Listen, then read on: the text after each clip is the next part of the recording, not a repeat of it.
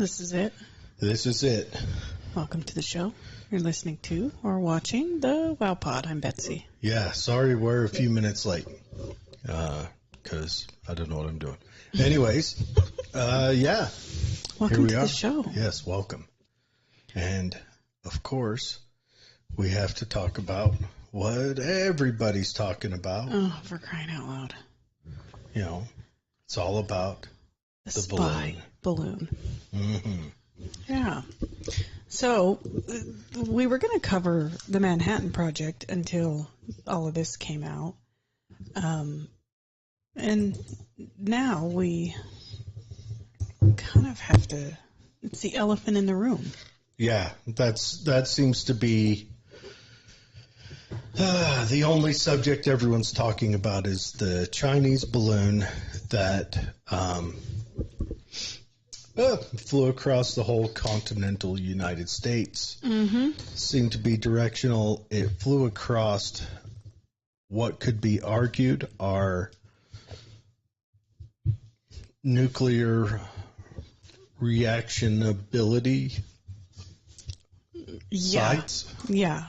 So this balloon was first noticed in Montana. Mm-hmm. And there was a meteorologist that kind of tracked its path for us, both into Montana, the way it kind of went out around Alaska and Canada and kind of then swooped in and dropped in over Montana.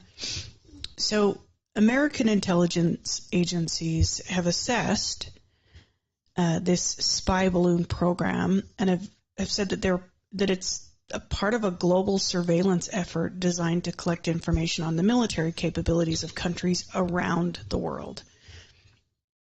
And they believe that it's in part an effort by China to hone its ability to gather data about, in particular, our military bases. Mm-hmm. So, as it enters Montana, I think people start to really connect some dots because as of 2023, the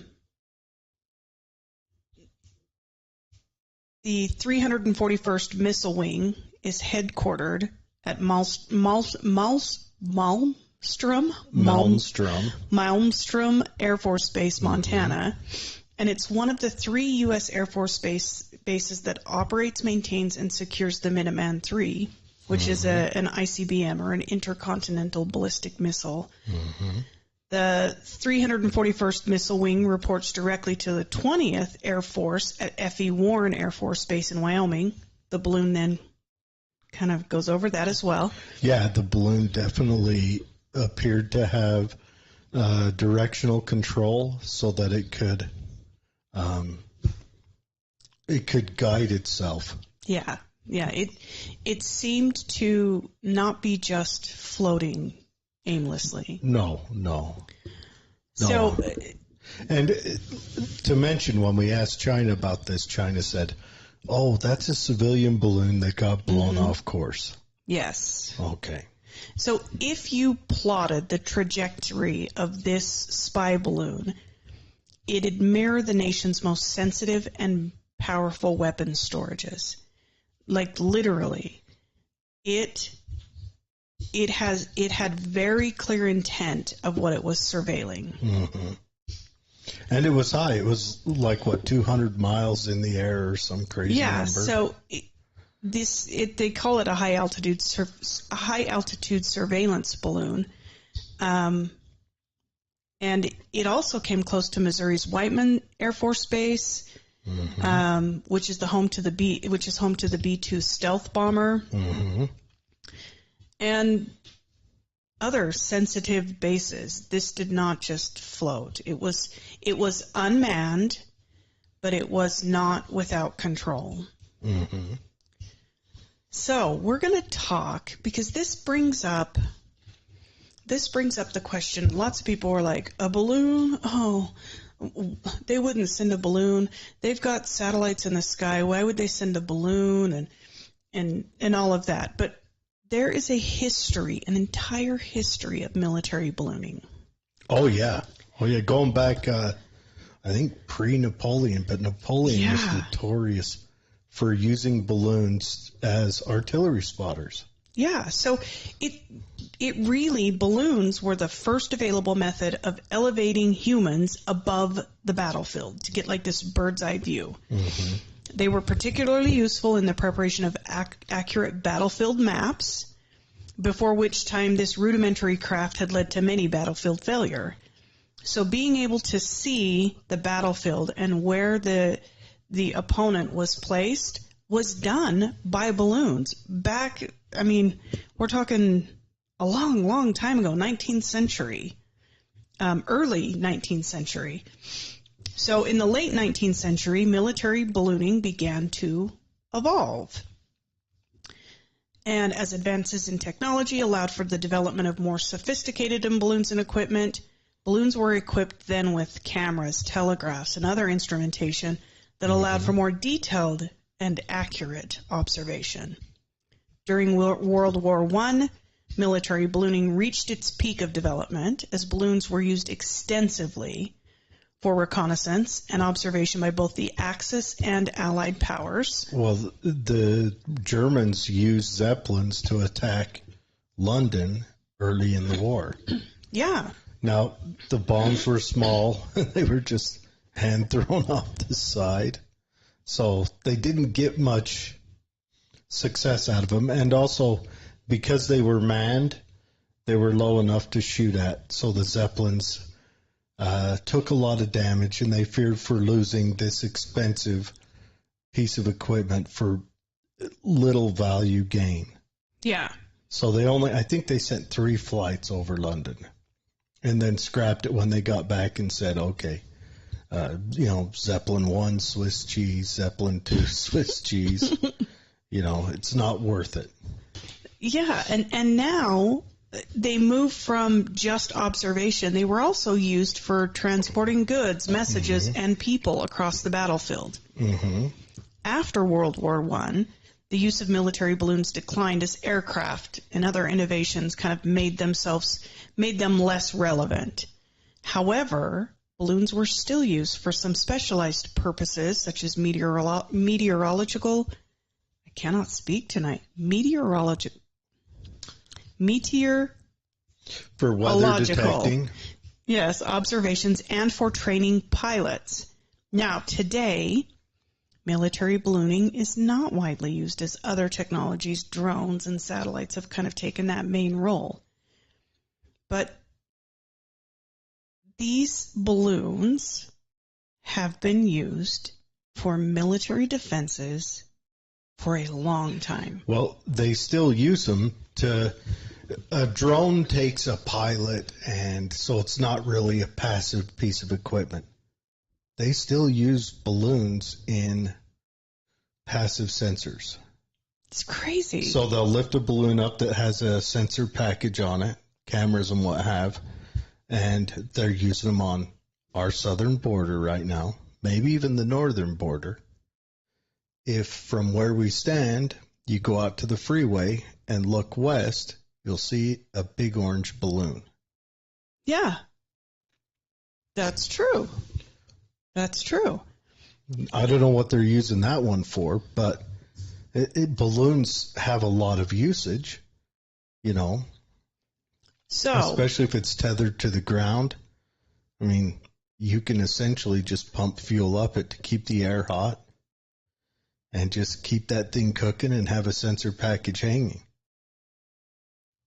So this balloon, I mean, I know that historically there are a lot of people who just assume that all old technology gets pushed to the wayside as soon as we start launching satellites, but that is not the case. There are probably lots of things that this balloon can provide that satellite imagery does not. Mm-hmm. So, well, step one, it's cheaper. So much cheaper. So much cheaper. Yeah, that's the big thing. It's cheaper, and it's cheaper. So this kind of started me down this path of like, when else has balloons been used? Why?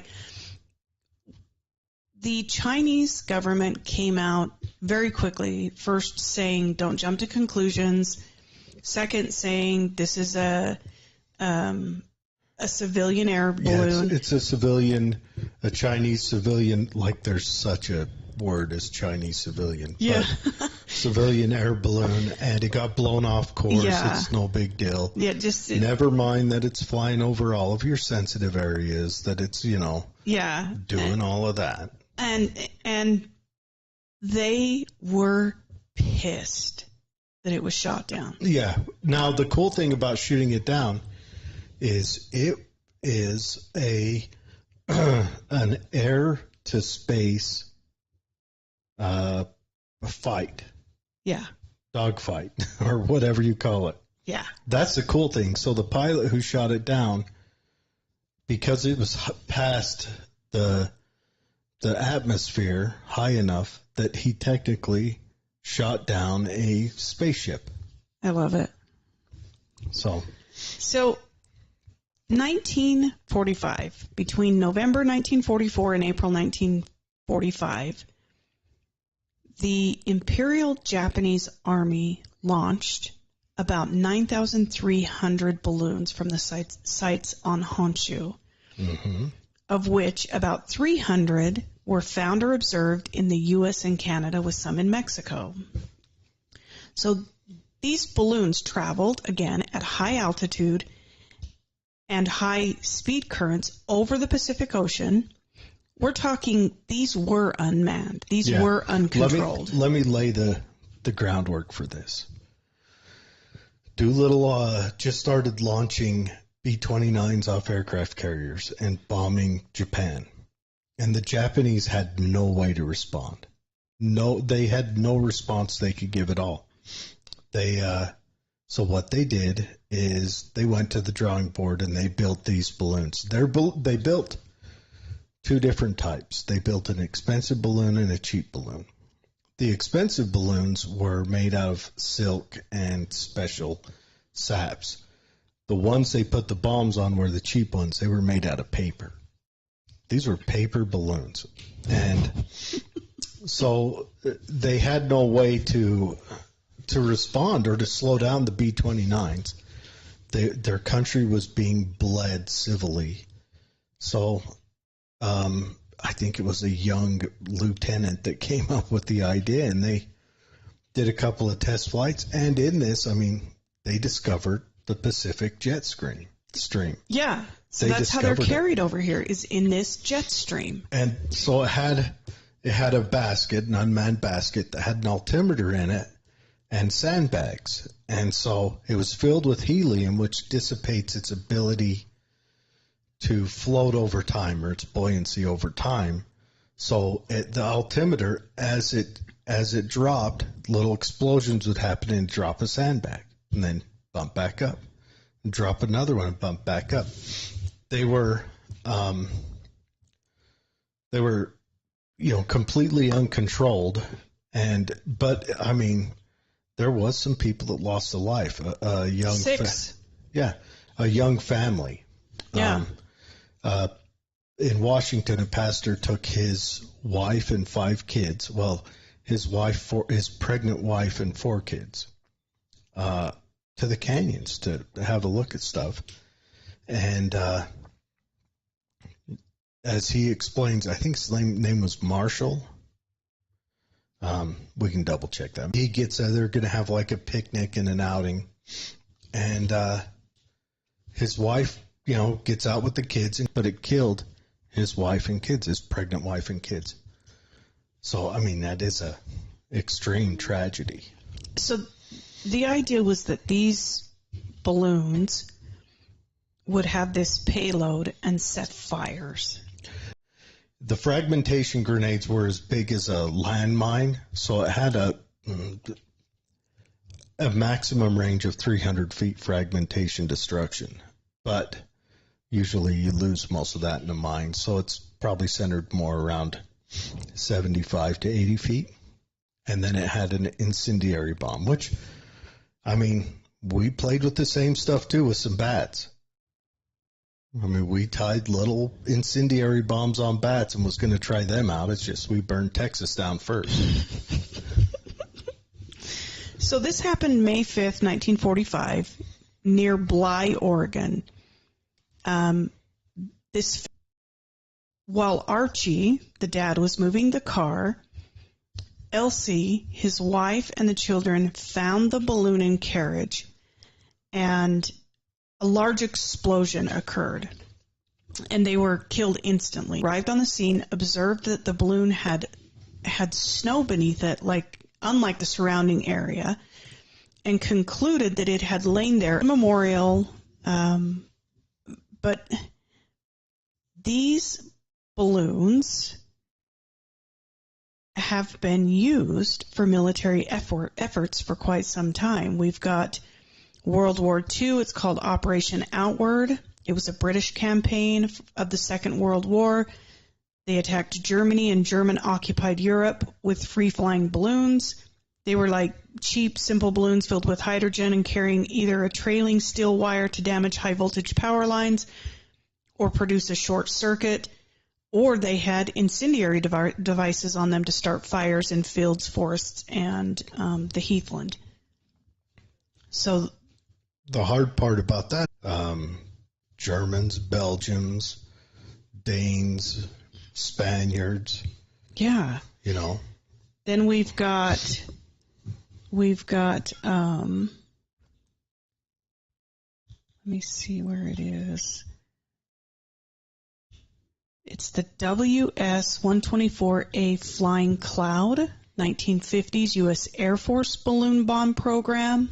So that would have been in Korea. So it was codenamed the Flying Cloud, and it started on October 8th, 1954.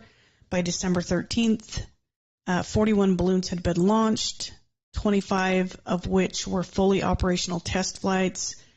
I mean, these were hydrogen balloons carrying incendiary devices and biological weaponry. And not to mention hydrogen is also explosive, so that's doubles your incendiary, you know. So it was believed that releasing chemical or biological agents from the balloons could contaminate an area, comparable in size to that affected by a low-yield nuclear weapon. And some sources claim that dirty bombs were also considered for carriage on this flying cloud. And a dirty bomb is a regular explosive that has nuclear material in there with it that corrupts the surrounding environment. Yeah. So what do we know about the Chinese spy balloon? Well, before we go to that, I want to take a minute and just chat. So there was a huge earthquake in Turkey and Syria. I've been watching the people being pulled from the rubble. Yeah. This is a huge earthquake. They believe that more than 21,000 people have died. It's the winter. It's horrible, and my heart pours out to them. You know, Turkey is a modern country. Syria was kind of a modern country prior to its civil war. It's, I think, slowly climbing back. But to have that many people die in an earthquake, it's the end times, Betsy. I mean, they were watching those buildings just collapse in on themselves. Yeah. It's the recovery effort is going to be ongoing for months and months and months. We're almost to the point where it is a recovery, not a rescue. Right now, they're still pulling entire families out. Mm-hmm. Some of them survived, some of them didn't. But we're going to be coming to this critical point where the survivability rate drops tremendously. It does. Well, and this is an international mission.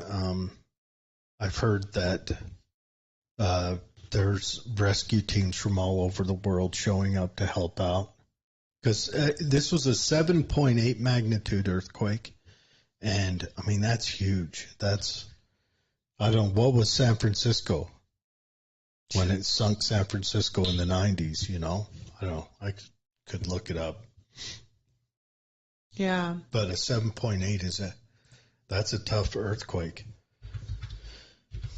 There's some weird things happening. That big cavernous crack that opened up on the African continent, experts are saying that it's going to split the continent. Yeah, like Africa's splitting in half over it.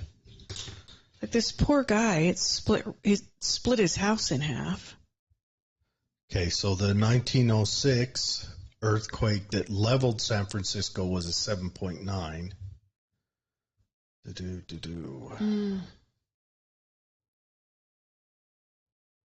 I'm trying to find out the one that happened in the 90s. Was it 1994? 6.8. 6.8. So this was a whole, bigger, one count bigger. Not that I know. Guys, I don't know anything about this stuff, but man. Yeah. What was that one we had at the beginning of the end times during the pandemic? 4.5 or something. And that knocked tiles loose from the ceiling. You know what's interesting? We were talking about this at work the other day. Those alarms that go off every Wednesday, and every new person that moves into the valley is like, what is this? They never went off. Yeah, that's because those were for South area and Tuolumne Depot. I know, but... I mean, you'd think they would, but yeah. We're all so used to them going off that... Anyway. Yeah, but anyway, our hearts go out to Turkey and Syria. Our hearts go out to Kenya for, having your land split in half. Oh. It's horrible. Strange times. And, I mean, the end of the world brings interesting times, apparently. All right, so back to the story. So here's what U.S. officials have discovered. So a senior State Department official said Thursday that the balloon, so today, was capable of conducting signals intelligence collection operations and was part of a fleet that had flown over more than 40 countries across 5 continents. So we're not talking a single balloon. So that whole civilian thing is garbage. Mm-hmm. There was a fleet of them that were spotted and recorded and addressed in over 40 countries. Mm. It's been determined that this balloon was operating with electronic surveillance technology capable of monitoring U.S. communications, and that this balloon was for surveillance.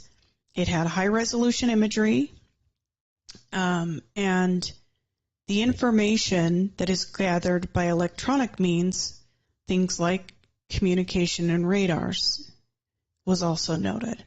So it could have been flying over, just picking up what different radar patterns we're sending out. So now that it's been collected, they are going to presumably just pull this thing apart to figure it all out. And which is why China's probably... Which is why they're upset. Kicking and screaming about it. Yeah. So I think the populace was split, probably 50-50, with half of the people saying it's nothing. If we have satellites that see better than this stupid balloon, I mean, do we? But do we? Yeah, that's a very good question, because I believe that imagery. Do we have satellites that can tell us what our radar patterns for our national defense cover? Or that can pick up communication from over high-profile military bases. China's kind of being a shitty actor on the world lately, aren't they? Yeah. I mean, not that other countries haven't been, obviously, but China for some reason seems to be in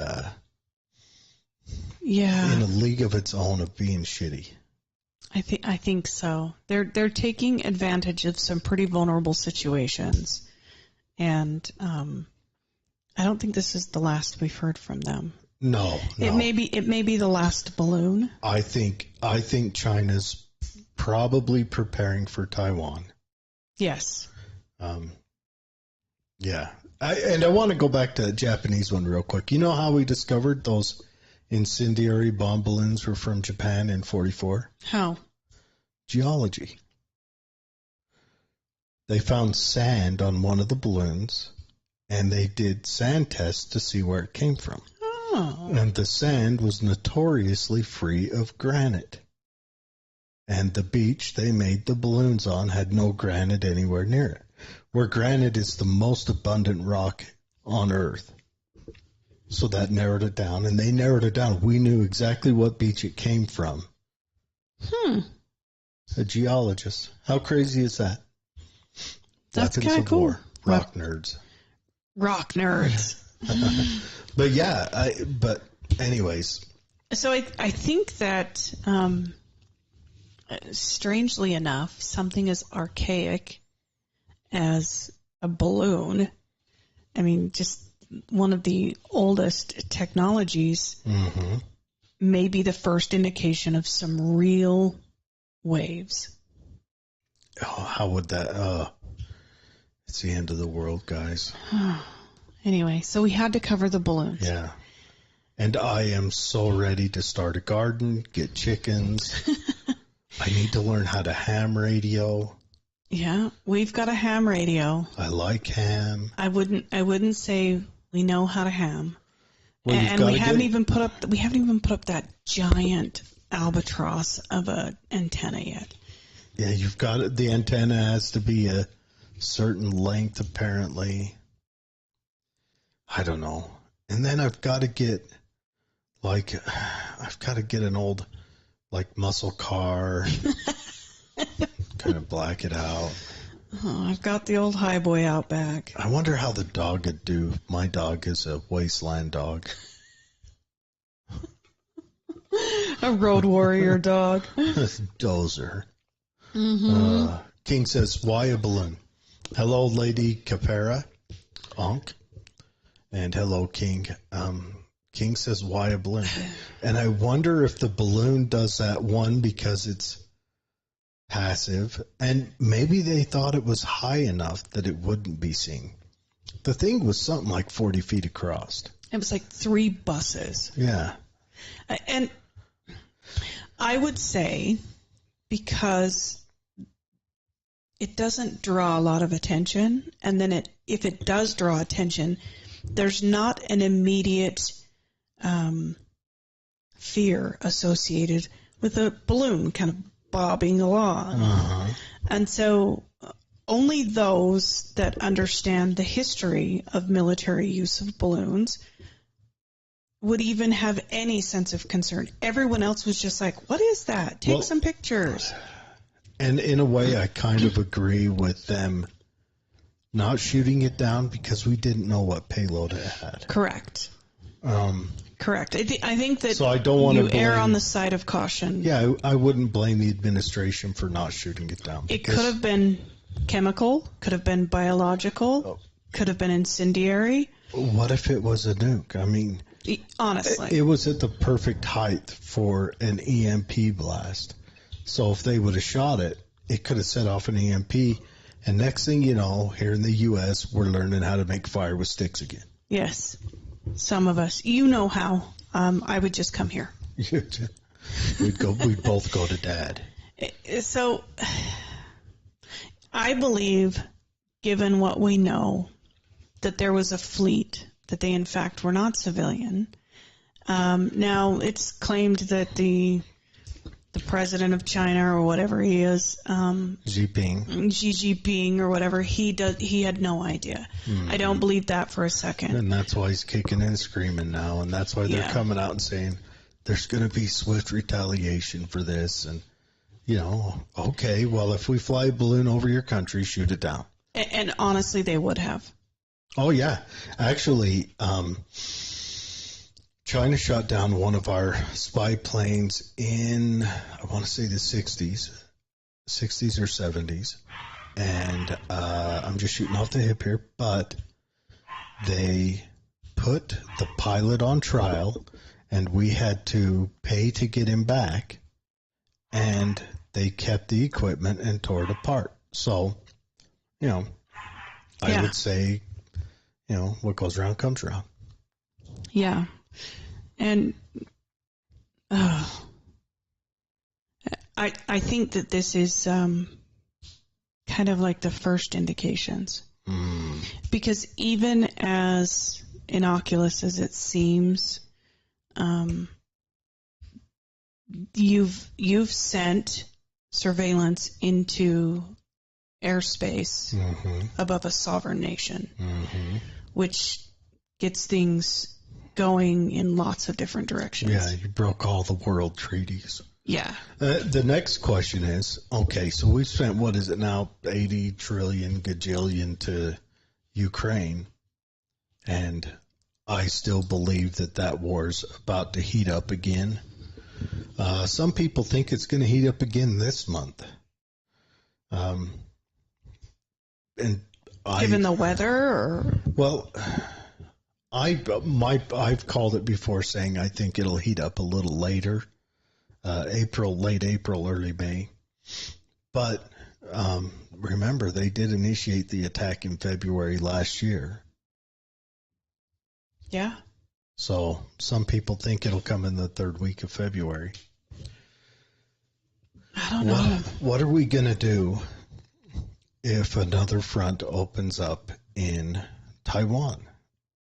Are we going to stand up for Taiwan and aid them, or? Yeah. I don't know. I think as soon as you start tossing your cash into that, it becomes a bottomless pit. Yes, it does. And yes, it is. And yes, it will continue to be. Yeah. King says, make you think, is it because it could be tactical? Yeah, definitely strategic. Well, it wasn't accidental. So tactical would be my next conjecture. I wonder if he means tactical by could it have some ability to be offensive in the moment? And it could, that because it tried to destroy itself after the guy shot it. Right. And so it had explosives on board. So yeah, that could be. And could they have balloons that could come over and target those silos? What would it take to hit one of those silos so that the James Bond villain doors don't open and to shoot the Minuteman out? Or, worse yet, could something like that be used to attack our carrier fleet? Oh, sure. It feels to me like it was to initiate a response far more than it was to test.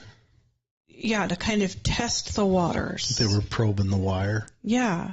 Like they just wanted to see what would the response be. That's what it feels like. Yeah. Yeah, because I'm sure they already know.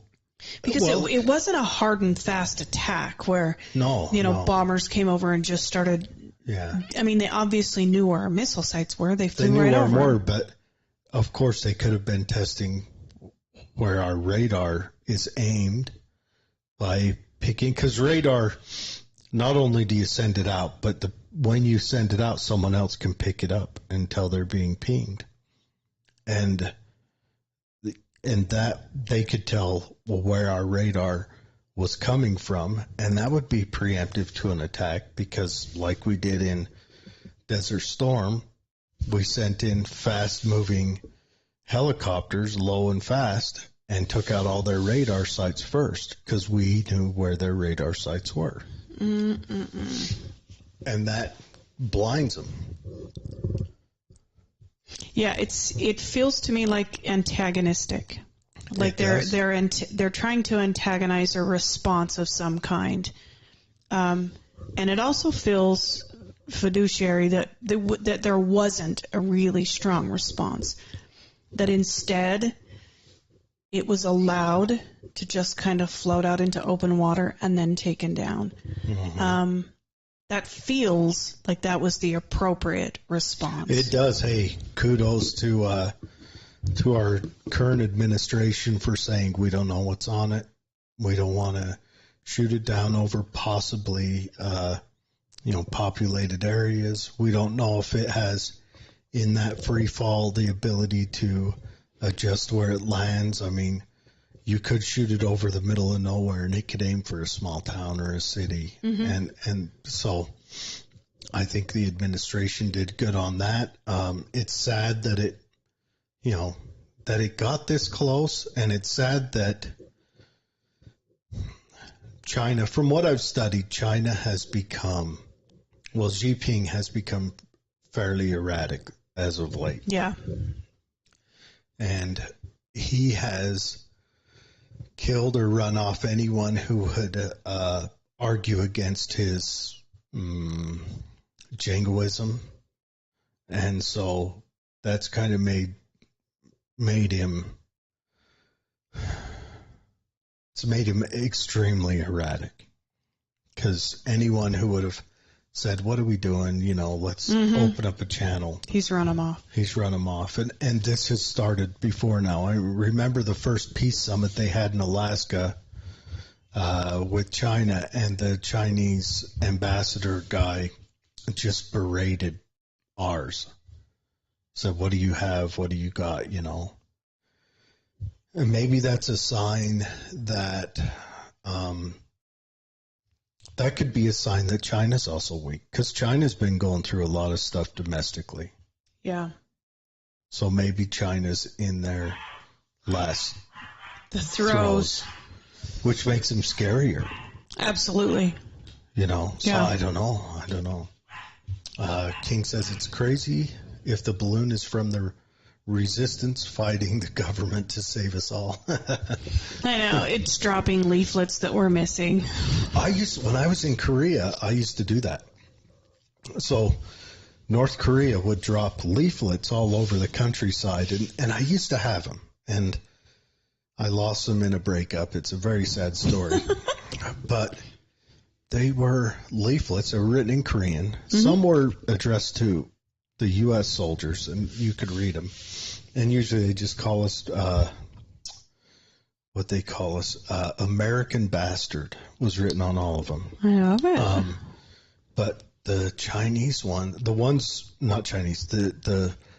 directed to the South Koreans were, usually they had a little comic in them, drawn in like that World War II comic style. Mm-hmm. Of a U.S. soldier with his boot on the neck of a Korean and saying they're using you and stuff. I had a Katusa roommate that would read it to me. Katusa's a South Korean soldier that's assigned to our unit. But I used to like to hike around the mountains and find them. I had boxes of these, and we could have wallpapered the wall with them. They were quite cool, and they were just 2 inches by 4 inches usually. Some of them were variants. And it was North Korea that was dropping them? Yeah, North Korea would drop them on South Korea. And I'm sure we dropped them on North Korea as well. Mm. But they were trying to sow discontent with South Korea, but it didn't work because South Korea, they saw North Korea. Yeah. I mean, nobody runs away from South Korea to go live there. in North Korea. True. I mean, and all you got to do is look at a global map at night. I mean, North Korea is black. Yeah. You know. Oh, that's cool. I wish difference. you still had some of those. I do too. They were really cool. They were really cool. And they were scattered on the mountainside. You know, you couldn't find them on post or in the cities because people around. But I did a lot of hiking there, and so I'd walk around the mountainsides and pick them up and stuff them in a pocket and take them back to the barracks. Oh, that's funny. Yeah. But I don't know. The Japanese one is an interesting story. The way I know we all like to. Japan needs to completely be villainized for its actions in World War II, right? I don't think for the balloons we need to villainize them. We do need to do a show on, Unit 734 one time, on what Japan did in China and Manchuria and Korea. But I think their balloons was the last gasp before they were done. That's all they could do.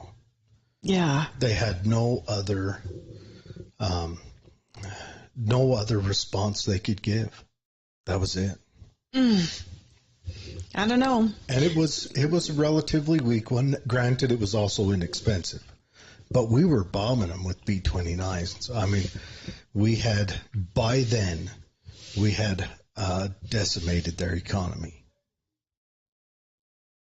Yeah, I think it'll be interesting to see how this all plays out, because I don't foresee, given the tenure around the globe right now, that this is like just a one-off event. This feels like it's the beginning of something. I agree. Are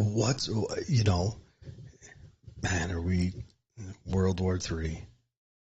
It's the end of the... I'm going to be singing that song all night. And perhaps because they're allied with Russia, this was done in partnership to collect. I mean, obviously Russia can't fly them over because they're kind of in the spotlight, but... They're a little busy right now. Yeah, but perhaps this was done, kind of little backdoor handshake, like go do some surveillance for us, see if they're activating their missile or their silos, their nuclear silos, see if there's some action around there, get some readings. And China took one for the team. It's hard to say. China and Russia are, even when they were both communists, they weren't friends. I know. A lot of people don't know this, but I mean, China and Russia had proxy wars, in Cambodia, in Vietnam, against each other. I mean, China invaded Vietnam because Vietnam was Russia's little homeboy. Uh-huh. Cambodia was China's little homeboy, and Cambodia broke out into the Khmer Rouge, which the numbers aren't huge, show. But they killed 1/3 of their population. That's a lot. And you got killed by Pol Pot if you had a college education. Dead. If you spoke more than one language. If you lived in a city. And if you wore glasses. You went to his killing fields if you wore glasses. That's the strangest thing. That's a psychopath. That's communism, folks. Yeah. That's what it does. They have to tear down. Communism is, I've said it before and I'll say it again, you've got to tear down the successful to the lowest common denominator to make everyone equal.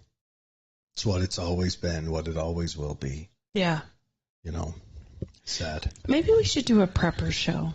I think we should just start a prepper show. Matter of fact, tomorrow or Saturday, I'm going to a good first aid class here in Tooele, and I'm going to an impromptu gardening class soon. I want to learn to garden, and then I'm going to come over to your house and do a chickening class. A chickening. So I want to do chicken husbandry, or I want to be a chicken rancher. Chicken rancher. So I have a greenhouse and I have chickens. We're going to add a few more to our flock this year.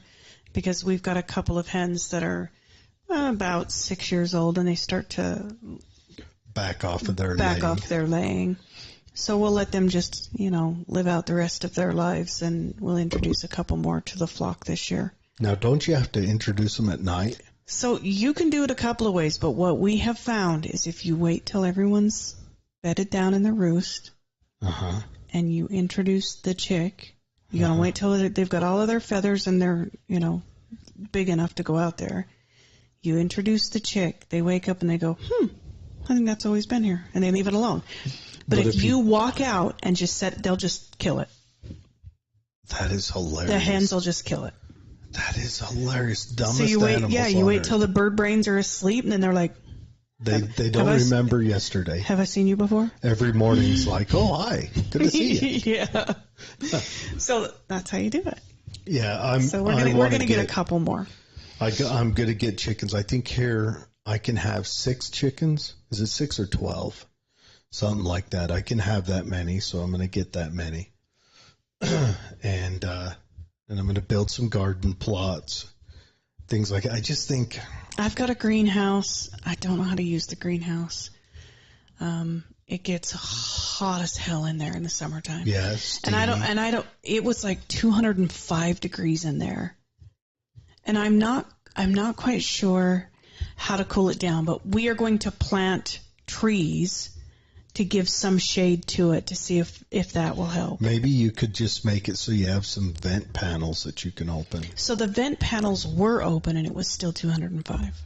The vent panels, the doors, I was hosing down the ground in there to cool it off, and it was just hot. So you had stewed tomatoes on the vine. It just decimated everything I put in there. So I've I'm got gonna to learn how to use it. Got to do some research on that. And then this year we're gonna switch our chickens from store-bought feed. We're gonna start germinating our own wheat Oh, in trays and feeding that to them. They say Okay. that it increases their egg production and it's cheaper. So okay. Also, I've heard you throw out some burger. gross. Yeah, I heard- raw hamburger. I heard hamburger increases their So egg yield. they say to do lots of things. I kind of follow some chicken TikTok. chicken talk. Chicken talk, and like red pepper flakes keep them from getting any kind of bacterial infection, Oh. so you never have to treat them for anything, and it keeps them from getting egg bound. We've been doing that for a while, and we've never had an egg bound hen, so I don't know What if does egg bound mean? they can't lay it. It's like in the chamber. constipated? Yeah, it's in the chamber, but it won't come out. Really? It'll kill your hen. Really? Yep, you have to soak them in a bath of warm water until it comes out. You put the chicken in the warm You water? just plop the chicken in. Yeah, it'll kill your hen, but King says eggs are expensive. They are. yeah. And I eat a lot of eggs. Yeah, and right now is molting, so we allow our chickens, for their health, to have a molting season. We don't put heat of any kind out in the hen house in the wintertime, which allows them to build up their feather reserves and to molt like natural chickens would. Really? And so their egg production goes down very, very low in the wintertime, Okay. and then it peaks back up in the spring. I've also heard that their egg laying is set on lights. Yes. So some people will build an enclosed chicken coop and then have lights that come on every 6 hours and off for 6 hours. Yep. And they'll produce twice as many eggs. Yep. Really? Yeah, we did lights in ours the first couple of years, Uh-huh. and then decided that it was just the maintenance was obnoxious. If I got 6 eggs a day, I would be fine. Oh yeah. Because I like eating eggs. There are times in the summer that we'll have 10 dozen eggs in the fridge. Really? Yeah, and I'll be like, someone come take all these stinking eggs, because we just don't eat enough eggs. I love eggs. Okay, King's got a greenhouse. Actually, greenhouses are the worst way you can grow any vegetables or fruits. Best way is open garden with plenty of water. Yeah, I live on a sedimentary rock bed. So I've tried. No. I live at the base of this mountain. Gravel rock bed. We both live on a cataract from Lake Bonneville, prehistoric lake, that used to be huge. And when it flowed out, we both live on a cataract where a mountainside kind of cataract the lake, so it deposited all the rock there. Yeah, we pulled, when we were putting in our sprinklers, we pulled boulders the size of a Volkswagen out of our ground. So raised beds is on the it's on the menu for us this summer. That's what I'm doing. I'm going to be building 5 or 6 raised beds. And then I do plan on building like a little greenhouse and learning how to play with that, but I am going to build raised beds. Yeah. And, I'm going to try out some, I've been talking to a friend and she's told me what to plant and what to look for, but I'm going to build them up. And, what I want to start off with, if I'm going to make a stew, I can make it out of my garden. And then I'll add other stuff. But I'll start out with potatoes and carrots and tomatoes and, I don't know, can we grow celery? Oh, yeah. Is celery grown? It is. It's not manufactured. There are celery farmers. There are entire celery farmers. Welcome to Cletus's Celery Ranch. I grew some hot little bug-in peppers a couple years ago. Yeah. They grow really well in this climate. I am going to grow some peppers. I don't want to go crazy on the peppers because that's one plant I have grown is peppers. I'm not going to go crazy on them, but I'm going to grow a little bit of them. Another thing we're going to do this spring is plant some fruit trees. Oh, okay. A couple of those. They say to plant those right where your chickens are because anything that falls, your chickens will just gobble right up. Oh, for sure. And your chickens will... And then they fertilize them. Yeah. So a couple things. I've got, obviously I'm working on the house. I don't know if you guys see behind me, but the studio's been redone.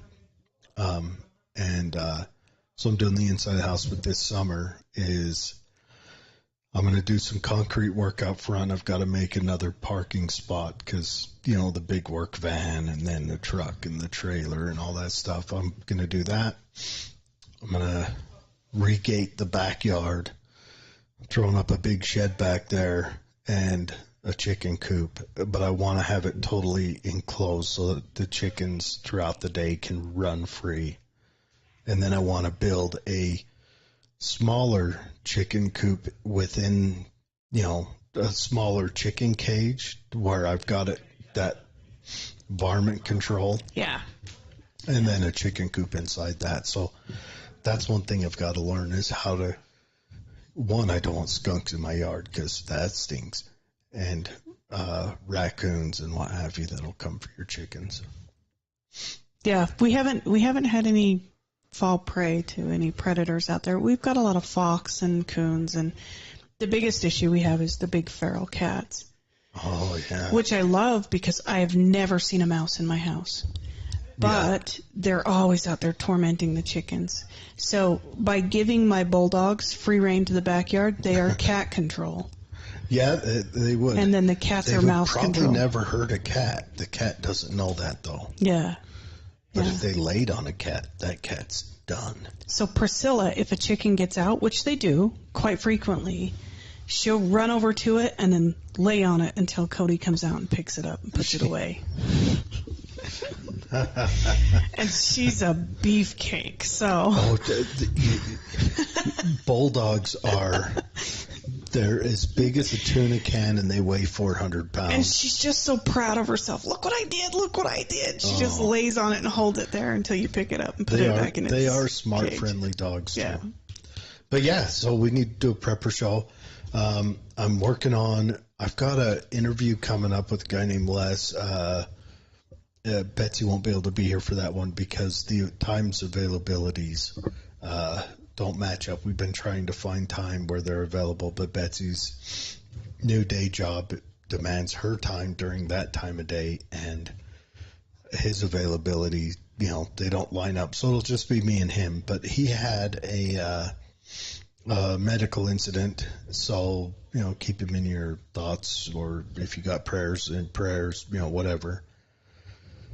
And then when he gets better, hopefully over the next month, we'll have a little interview with him.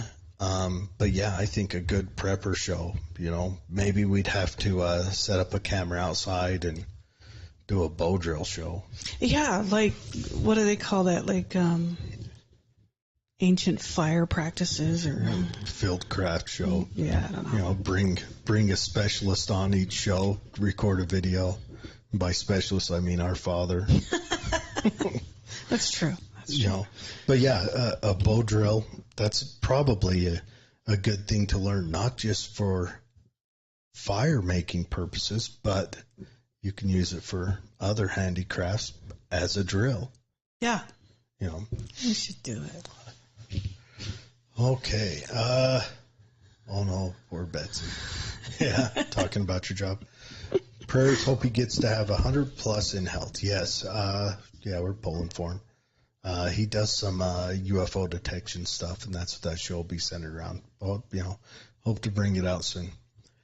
Well, that's about sums it up for us. That's it for this week. Yeah. Kind of a somber show. Yeah. Hey, I'm telling you, we're just going to change it to the WW3 cast.